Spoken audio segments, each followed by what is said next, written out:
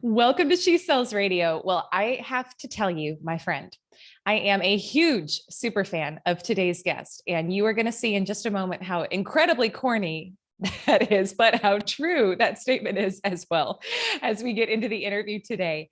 And here's one of the things that I know, one of the biggest gaps that I've seen in a lot of sales training and coaching is a churn and burn type of mentality, which is, sign a new client and then just move on to the next. And that always for me felt really off. And I'm guessing if you are listening to this show and you've been listening for any amount of time, then it feels off for you too.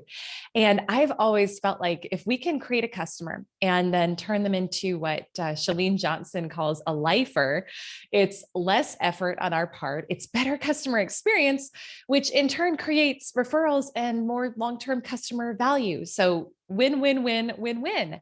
But here's the question is, how do we really create those super fans, and what goes into creating clients who want to tell the whole world about you? So in today's interview, I have my dear friend, my former client from the personal branding world, Brittany Hodak, on the show, and you're going to find out exactly how to create your own army of super fans. So Brittany Hodak is a keynote speaker. She's an author. She's an award-winning entrepreneur. Entrepreneur Magazine calls her the expert at creating loyal fans for your brand, and she really is. And her first book, Creating Superfans, a 5-step system to multiply your reputation, referrals, and revenue, will be released in October of 2022, which is so exciting. So Brittany, welcome to She Sells Radio. We are so excited to have you. Yay. Thank you so much, Elise. I am thrilled to be here. As you know, I am a longtime super fan of yours and of She Sells Radio. So I'm excited to be a guest. Oh my gosh. And one of my favorite things about talking to you, I don't know if it will happen today, but often one of your cute munchkins makes an appearance and is crawling on your lap while we do, but they're so well behaved and they're just chilling there. Like if Jack shows up on a Zoom with me, it's like the whole thing is just over, and yours are just so sweet and chill. So I don't know if anyone will make an appearance, but I'm always hopeful.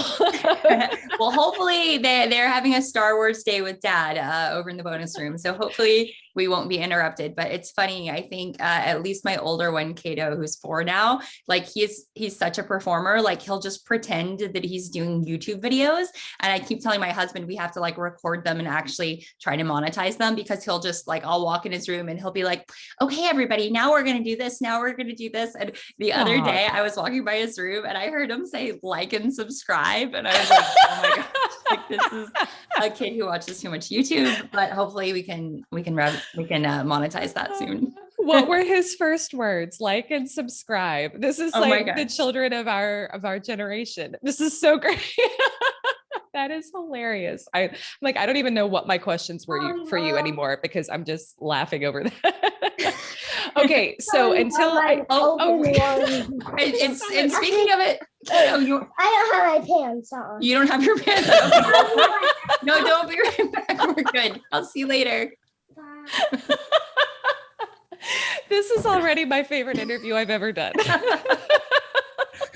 Oh, okay, so the train is off the track. It really is. And now everyone knows you and your family really well, which is great. So let's get into it. Okay. So here's what I want to know, because you have such a cool backstory, but for anyone who's not familiar, what was it for you that got you so passionate about teaching others how to create super fans and doing so in your own life? So I've been obsessed with super fandom pretty much as long as I can remember. Even as a kid, I was one of those people who just way over indexed in the things that I loved and wanted all of my friends to watch the TV shows that I love, or, listen to the music that I loved. And when I was a teenager, I got a job at a radio station working as a mascot. And then I quickly started working for the radio station website. And, I would go to these music festivals and meet all of these bands, and I couldn't figure out why some bands would just take off and become superstars, and others would sort of, be these hidden, hidden gems that people didn't know about. And over the years, what I started to realize was the same thing that's true for musicians is true for brands, is true for entrepreneurs, is true for anybody. And that's the ones who have the longevity, the ones who sort of blow up are the ones who are very customer centric, or in the case of music, fan centric, right? They are creating those connections. And so what I've learned over the years, and again, this is true of entertainment, it's true of any brand, is that super fans are created at the intersection of your story and every customer story. What you've really got to do is work hard to break through the apathy that exists. Like, we're all so busy. There's so much going on everywhere, all around us all the time. You've got to force someone to care about your thing. And if you can connect your story to theirs in a really real, tangible way, then you're on the path to creating super fans, which are those customers that are creating more customers for you. Oh, wow. I love that way of putting it. I love that way of putting it. So I mean, obviously people need to buy the book when it's available and follow you online, but what are some of those ways how do we figure out how to, like, what is our story? What is our customer story? And then how to find the intersection between the two. I think that's such a unique way of putting it that I don't know that I've heard put that way before. And I want to hear that. So tell us more about that.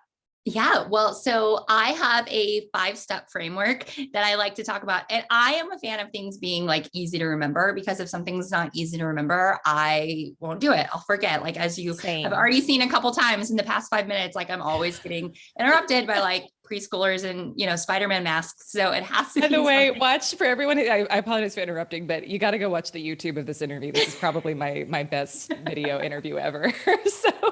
But yes, so we need simple and easy to remember for the interruptions in life. Easy to remember, actionable. So the framework that I've developed over the past decade or so of working with, giant brands like Walmart and Amazon and huge entertainers, but also startups and people building their own personal brands, is this idea of, if you want to create super fans, being great is not good enough. You've got to be super, SUPER. Super simple to remember. If you want super fans, you've got to be super. And what that means is S, start with your story. U, understand your customer story. P, personalize and connect, because again, those super fans are created at that intersection. E, exceed expectations. And R, repeat. So to your question about how do you find your story? It's so vital to understand why you are the absolute best solution for your customer. Like, if you don't understand why you are the best choice for them, how in the world are they ever going to be able to figure it out? Right? How is a prospect ever going to be able to take a look at your website or your social page or your storefront and figure out why you're the best option for them if you couldn't even answer the question? More importantly, how are they going to know how to tell a friend or a colleague or an associate who's asking if they know anyone who does what you do? So regardless of whether you're in a product business or a service business, you are in the experience business. We are living in an experience economy. People are paying money for experiences. And if you can figure out how to take your story and tell it in a way that really resonates with people, that's where you break through that apathy. That's where you break through the, like, I've got more than enough to worry about. I've got so many things going on that I just don't have time to care about your thing. You force them to care about your thing.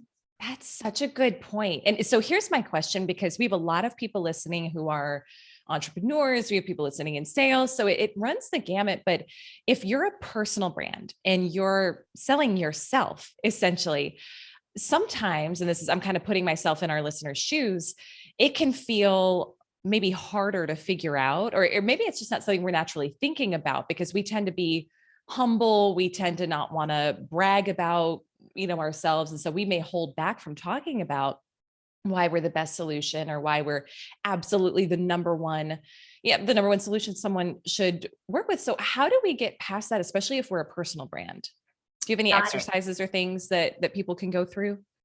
Yes, that's such a great question. So one thing I always say is, if you are the best and you're not out there telling people that you're the best, what's going to happen?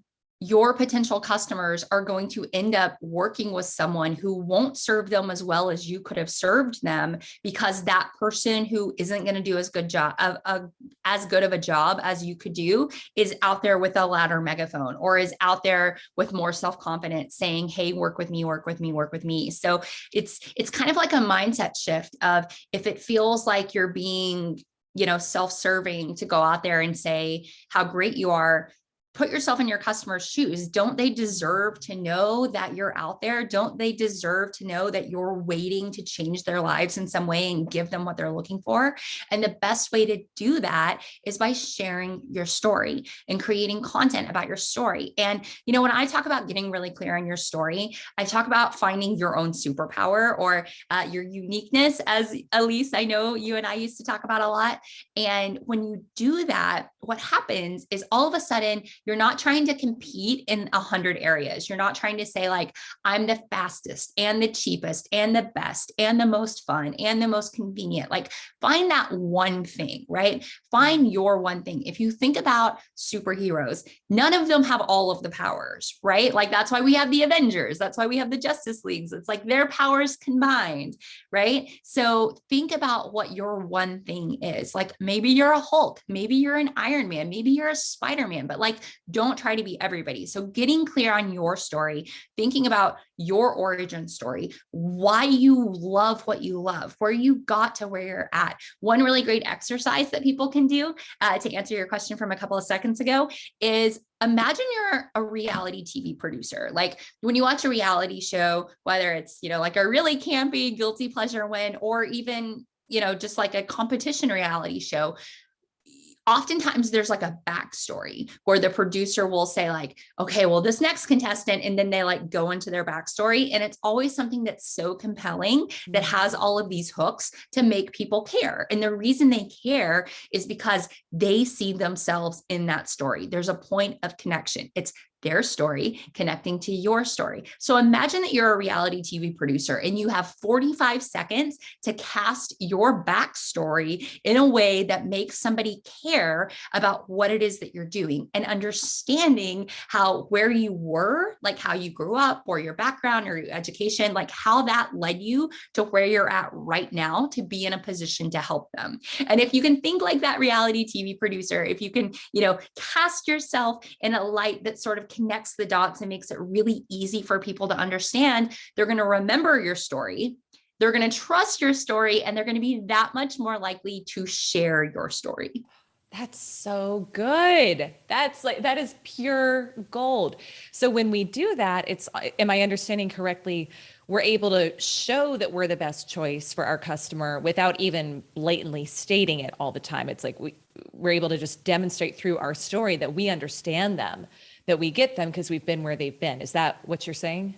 Oh, absolutely. And you don't ever have to say, I am the best, because your story will show that. And so, like, let's say you work in real estate. Could you sell anyone a house? I'm sure you could, right? But are there certain segments of your customer base that you love serving? Maybe you love working with first-time home buyers, or maybe you're super excited about helping people who are moving from another state come and fall in love with your part of the world. Or maybe you love empty nesters and you are, absolutely thrilled and excited every time you get to help somebody sell the big family home that they had and find what they'd been dreaming about for their retirement. Can you do all of those things? Yes, of course you can. But if you know what you love to do and you can start to tell your story in a way that makes it obvious that you are very well positioned for that one segment, what's going to happen is you're going to start attracting more of those types of people. You're going to find your ideal clients because you're talking about the things that you love, that you're excited about, that are going to align with what people are looking at. So let's say in that example, like you're a realtor and you talk about how much you love helping people who are moving to your state for the first time, and you're creating content about that. You're creating guides to help people who are moving from out of town. You're sharing hearing stories about how excited you were to help somebody's kid, like go to the park the first time, you're naturally going to start attracting more of that type of clientele. Because when somebody is considering you and 5 other people, and all of your content is talking about exactly that thing they care about, all of a sudden you go from a potential commodity to a category of one. You are the category leader. You're the one that they absolutely want to work with. And does that mean that if you sell somebody a home this month who's moving from, another state, that 6 years from now, when they want to move again, they're not going to work with you? Of course, it doesn't mean that. It just means that finding a point of entry that makes it clear and obvious why you are the absolute best solution and best choice is going to make you stand out. Imagine, again, putting yourself in the shoes of your customers. If they are considering you and 4 other choices at whatever product or service you sell, at the end, are they going to remember you, or are all the details going to be kind of fuzzy and they're like, well, there was one person who did this thing and somebody else who said that. So telling your story in a clear, concise, memorable way to take you from commodity to category of one is one of the absolute most important practices for any entrepreneur, any personal brand, because it's like the North Star for everything else that you do. Gosh, that's so good. And I want to try to have time for all 5. So I'm going to move on to the next one in a moment, but I want to just highlight something you said about tell it in a memorable way. And I think for me, what I'm taking from that is thinking about it like you've got the 45 seconds on the reality TV show to share your backstory, and thinking about like what from your backstory would actually make those 45 seconds that would be emotionally compelling. Cause that to me is what makes it memorable. So oh my gosh, I love that. Tell us about, so the U is understand your customer story, right? Yes, it is. Tell us just a little bit about that and how we do that. So a lot of times people in sales are quick to try to showcase their authority. They want to prove, I know the best, I'm the most qualified, but they forget to listen. They aren't actively listening. They're listening to reply. And what happens is they show up with that authority, but they don't show up with that empathy. And, there's a great quote that I love by Teddy Roosevelt, and that's, people don't care how much you know until they know how much you care. And that's so true in the world of customers. Like, until you know that somebody is thinking about you more than, just their next sale, more than just a purchase order, more than just, a quota, you're not connecting with them. You don't care. Like, you feel like a number, you feel like an order. So until somebody makes you feel like you matter as a person, you're not going to connect your story to theirs, because you're not treating them. I always say super fandom is a 2-way street. Like, if you want people to love you, you've got to love them first. You've got to treat them the way they want to be treated. So that's what understanding your customer story is all about, really, is, making sure that you're asking the types of questions across the entire customer journey to identify, what they're struggling with, what transformation they're looking to undergo, what reservations they have, what other options exist for them if they don't work with you. So all of those types of things, to where somebody doesn't just feel like they're on an assembly line where somebody's like, take your order, take your order, take your order, take your order, but really, serving them in a way that no one else could. That's so great. And it, even as you say that, it makes me think about something that happened to me last night, where I was talking to a loan officer up in Maine, and we're, our plan is to move there in about 6 months and to buy a home there. And so we've been trying to find the right loan officer for us, because we've got a funky situation. And I've done plenty of mortgages in my day. I've owned plenty of homes, but this is the first time that we're doing it all on me, because Jason's not working right now. He's going to school. And this as an entrepreneur taxes are funky, because a lot of times you look like you don't pay yourself much on your taxes. So you got to navigate that and qualification for loans. And I'm doing it as an S Corp for the first time too. So anyway, lots of details. But the point of it was, I got referred to a loan officer. He tells me right off the bat in the call, he'd just been diagnosed with COVID, but then he took 45 minutes to talk with me and explain the ins and outs of this type of loan that we're looking at doing. And he's like, oh yeah, this is my first year filing as an S Corp too. Like, this stuff is so funky. Like, I'm figuring this out and navigating this too. And it was that level of empathy.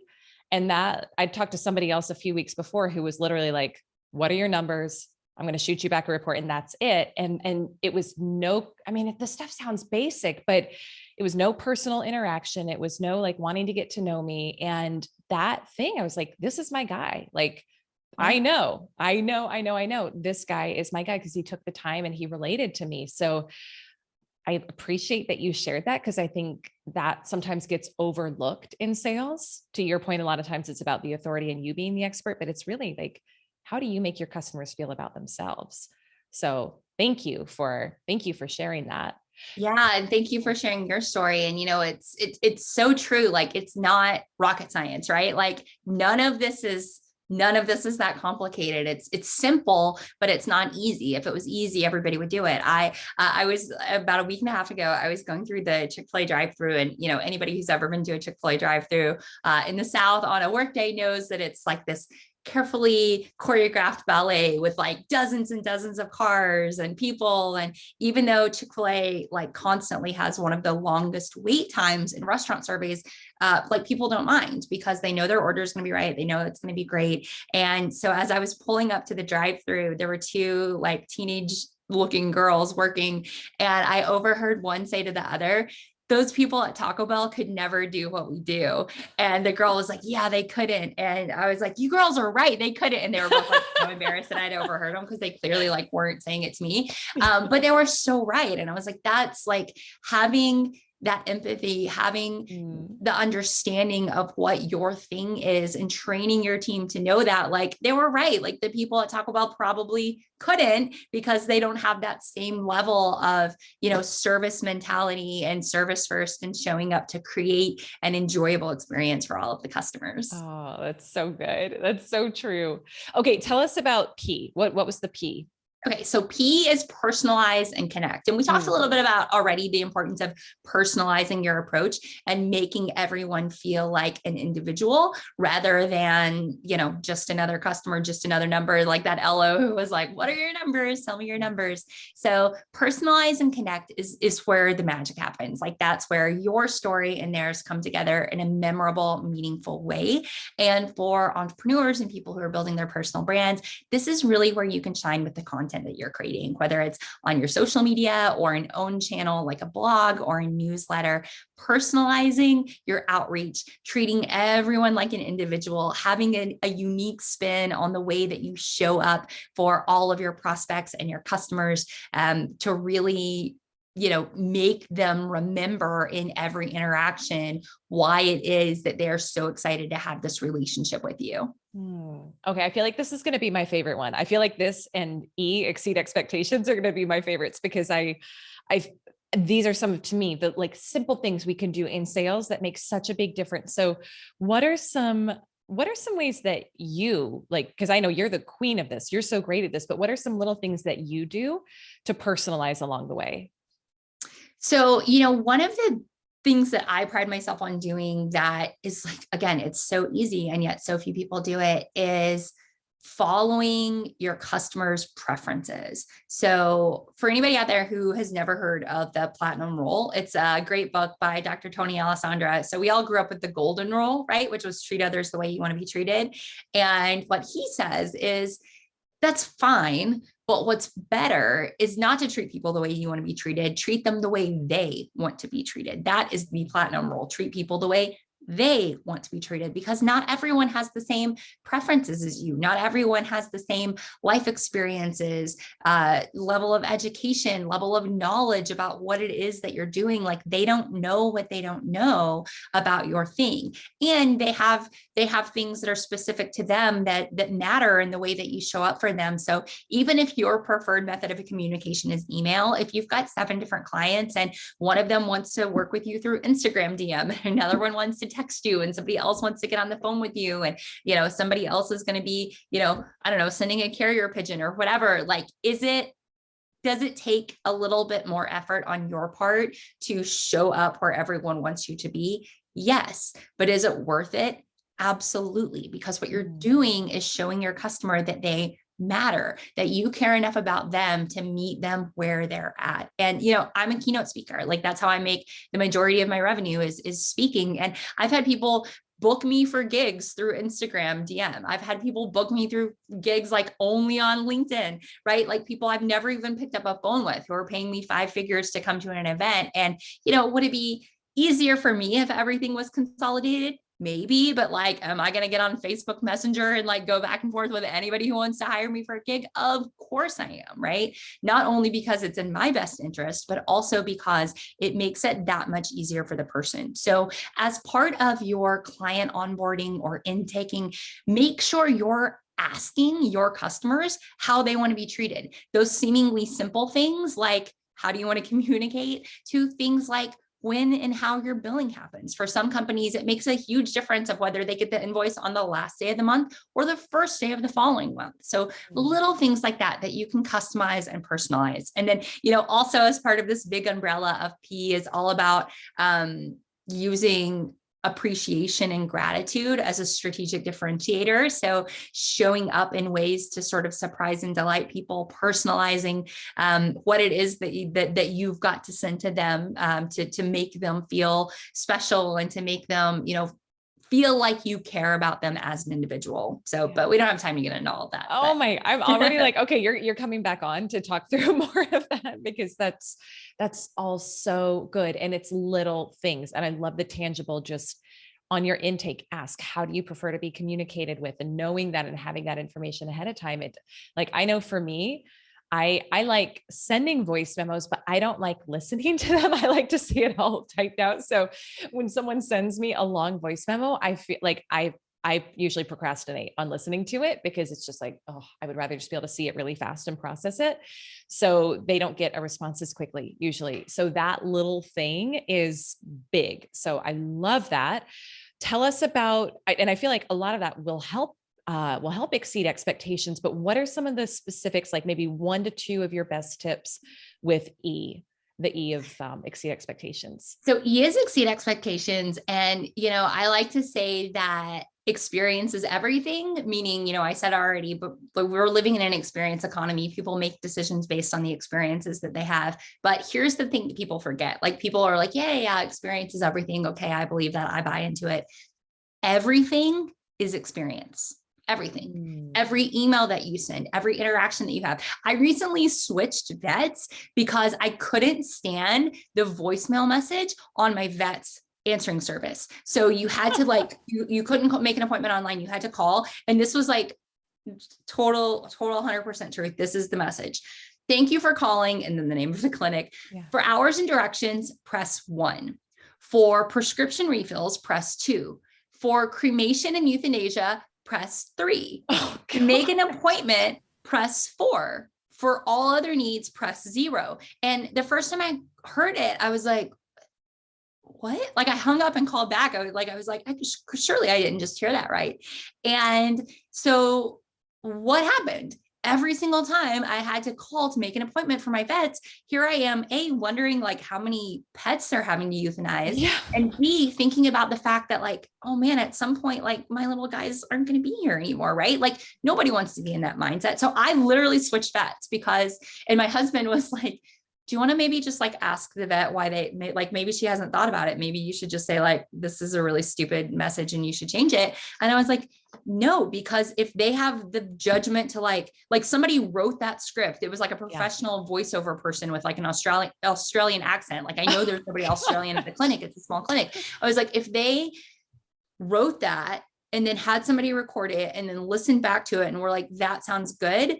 This isn't like a recording error. This is a judgment error. And if they had the judgment to be like, yeah, that's a good idea. Like, what does that mean for their judgment everywhere else? Right? Like we've all heard the saying, the way you do anything is the way you do everything. Exactly. So you should never give your customers an opportunity to question your judgment or your level of care or the way you're doing things based on something that may seem like a small thing. Like there are no small things. Everything is experience. And I spent like thousands of dollars a year at the vet, it seemed like, with all the stuff for both my dogs. And like, now I have another vet because I was like, this is absolutely bananas. And it was something that like probably 2 or 3 months passed between when I first heard the new message to where I called back and I was like, nope, they still have that message. I'm going to look for a vet that doesn't like prioritize cremation and euthanasia, either because it's like some huge part of their business model, or because, it was like, there were just so many questions in my mind. So again, I know that's like longer than you probably needed, but everything is experience. So the quick 3 things I would say for exceeding expectation is look at your customer journey. You've got to map it out, figure out all of those interactions that you can elevate into an experience. Like, how can you change something from mundane into a moment that matters, like a memorable experience that they're going to tell people about and want to talk about. Number 2 is measure. You've got to measure the voice of your customer. You have to know if there's a gap between the experience you think you're providing and the one you actually are. And then the third is maximizing. So this is where you really get intentional about having those superfan customers amplify your messaging for you. I was working with Feeding America, and I'll never forget, their CMO said, "Do you know the number one reason people donate to us?" And I was like, tax breaks. I don't know. Maybe they dealt with food insecurity when they were growing up. So they've got like a special place in their heart. And she said, "Nope. The number one reason people donate is because they were asked to do so." We always ask people why they gave. And again and again and again, people say, because someone asked me. Either someone called me on the phone or they sent something in the mail. So never be afraid to ask for what you want. If you ask for reviews and referrals in a smart and strategic way, you're going to get them, but don't be afraid to ask. Oh gosh, which is such a great golden rule for sales in general, right? We're like, why are people not buying as much as that? Well, how much have you asked? In addition to doing everything else that you're talking about here to help deliver exceptional experience for people all along the way. So that's incredible. And so, okay, so tell us about R, repeat.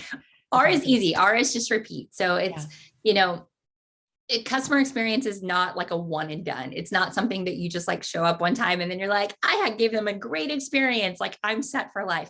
You've got to continue to show up. It's like any other relationship. So repeat, repeat, repeat. Like, what are the systems and processes that you need to put into place to make sure that you are doing exceptionally well with your customers again and again and again. And a lot of that lives and dies by your CRM. Like, I always say a CRM is like birth control. Like, I don't care which one that you use. I only care that you use it correctly and all the time, right? Like, it doesn't matter which one you pick any of them. Just make sure that you use it every single time and you use it correctly, because if not, what's going to happen? You're going to meet somebody new. And then like a month later, you're going to be like, damn it, right? You might forget something, or something's not going to be there. So treat your CRM like birth control, use it correctly every single time. Make sure that the things that you're mapping out to set you apart, to make you different, you're recording somewhere that you can go back and find them. Like, don't rely on your memory. Don't rely on the fact that you're like, oh, I would never forget that, right? Birth control, every interaction, every customer, every time. This interview has been just so chock full of one-liners and amazing advice and like everything that I love all in one. I just love this. And so, okay. So Brittany, thank you. First of all, for sharing this, and your book's coming out in October, right? So if somebody's listening to this before October of 2022, they can look forward to getting the book and getting the deep dive from you on this. Yes. And if you think there were some funny one-liners in here, I promise there are plenty of them in the book. I didn't really like people who've been like reading it, helping me out. They're like, wow, you're really funny. And I was like, well, I wasn't like trying to be, but I guess I'm glad it's entertaining. And I just launched a brand new podcast that's also called Creating Superfans. So if you are enjoying this, you're probably not going to like my podcast as much as Elisa's, because I know she's amazing, but hopefully it can be like a close second. So go check out Creating Superfans, the podcast, wherever you listen to your podcast. Oh my gosh. I am so thrilled you have a podcast. I feel like of all the people on the planet, you were, I mean, you and Cato, right? Because Cato's like and subscribe in the next room, but you and Cato were both meant to have podcasts. So. Yeah, actually it should be like the Mommy and Cato show. Like, maybe that'll be another podcast that we'll start. I mean, I will be your first and most enthusiastic subscriber. I can tell you that. This was phenomenal. Brittany, tell everyone, like, where can they go to I don't know if people can pre-order the book yet, but to go to like, at least get on a wait list to get more information or to follow you outside of the podcast, where else can people connect? People can connect at brittanyhodak.com and you can find all of the information that you need right there. I don't quite yet have the pre-order for the book available, at least when we're recording this now in real time. But I promise you, as soon as it's available, you'll be able to find it at brittanyhodak.com. So if you're listening to this in the future, first of all, I hope the future is awesome. What's it like? And second of all, go to brittanyhodak.com and I'm sure you'll find everything you need. Oh my gosh. I love you so much. Thank you so much for my friends. And I can just promise for you as the listener, you will absolutely want to subscribe to Brittany's I mean, I don't need to tell you why, you already know why, but subscribe to her podcast, connect with her on her website, follow her on social. She just has so much like value-packed advice that's going to help you truly create those super fans. So Brittany, thank you again for being here. And I want to say a huge thank you to you, my listener, for listening today. I hope you enjoyed. I know you enjoyed. Please take a screenshot, tag Brittany, tag me on social. Let us know what your biggest aha moment was, because I had quite a few on this one and I so enjoyed it. So until next time, my friend, have an incredible week and I will see you next week on our next episode of She Sells Radio. Bye for now.